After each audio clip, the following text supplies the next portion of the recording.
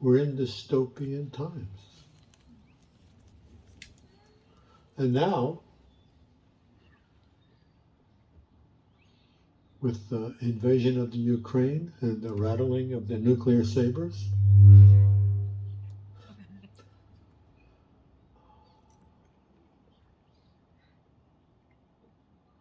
we are remembering, or some of us are, that we forgot about this.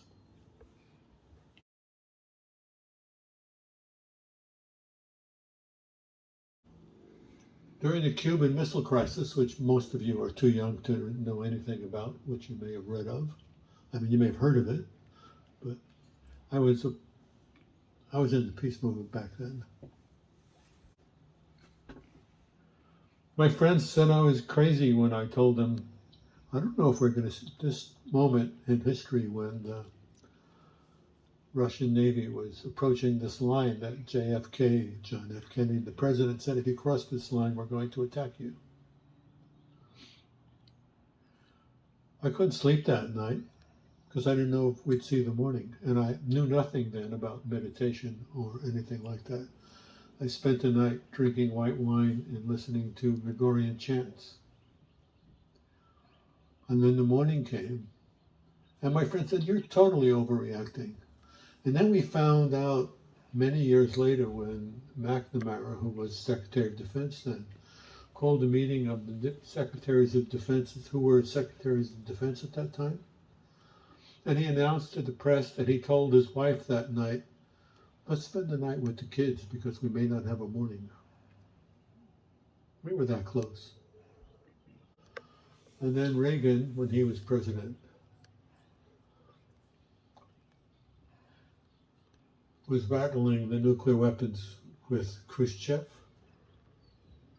And his Secretary of Defense said, when people asked him, what would happen if we have a nuclear war?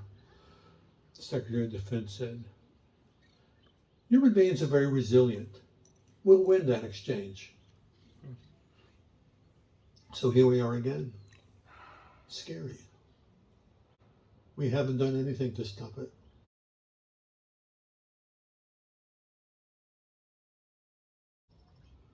I've discovered some things along the way since those days. They're important things. Many of you know that I've spent the last 20 years, maybe longer, leading self-worth workshops, helping people heal their inner wounds. What I learned was that people who are filled with hate, xenophobia, racism, misogyny, and all the rest of the craziness that goes along with it, are that way because of how abused they were as children.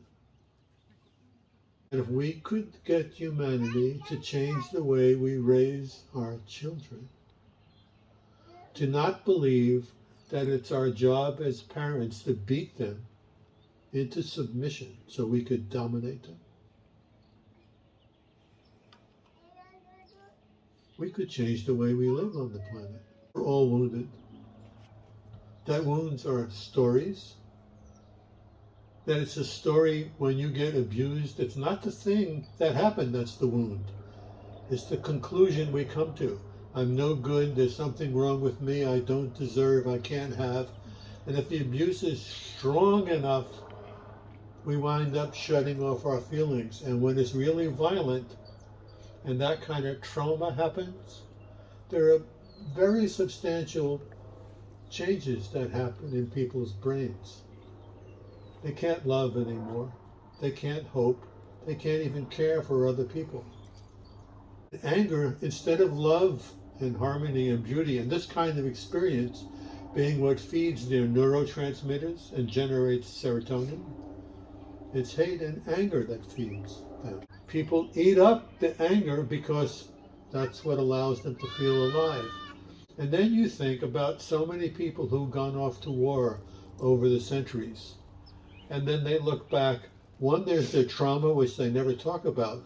But they get together with their war buddies because that's the only time in their life that they ever felt real and alive. This has been passed on to humanity for thousands of years. It's time for it to stop.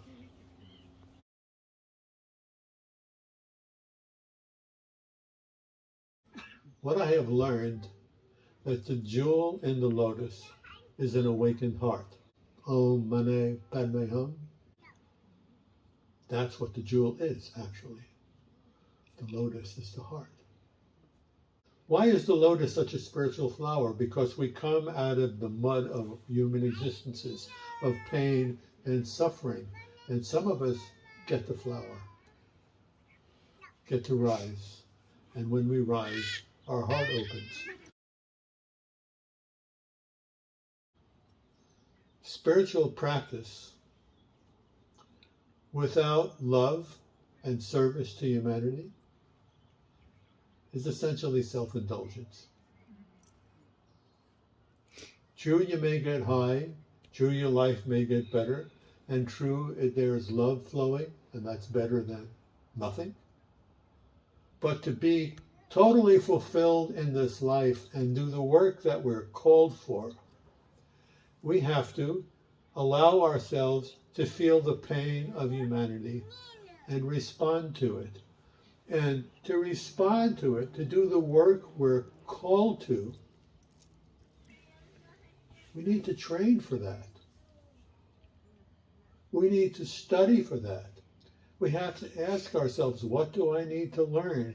What do I have to do? How can I make myself a suitable vehicle to be of useful, strategic, effective service to humanity? It is possible to become such a person.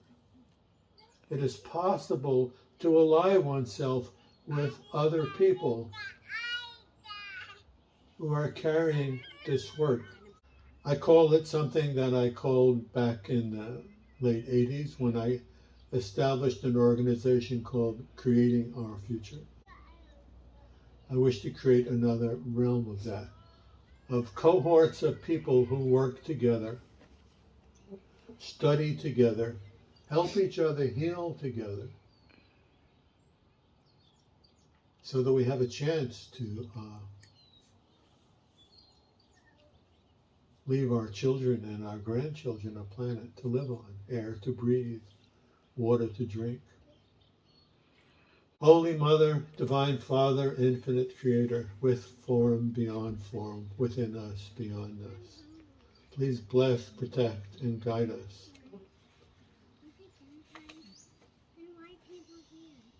With your light, power, truth, healing energy flowing through us, to be of service to humanity, to awaken humanity to the nature of our wounds, the need to heal these wounds, raise our children with kindness and compassion, and work together with wisdom and skill, so that we can become a mature species that lives in harmony with one another and our environment. I'm holding out for this, becoming a mature species. It doesn't take changing everyone. If we could communicate with simply 1% of humanity, we could turn it all around. Put your hands on your heart center and ask yourself, how do I awaken that love for humanity so that I'm filled with passion to be of service? Thank you for listening. Thank you for being here. Blessings, blessings, blessings.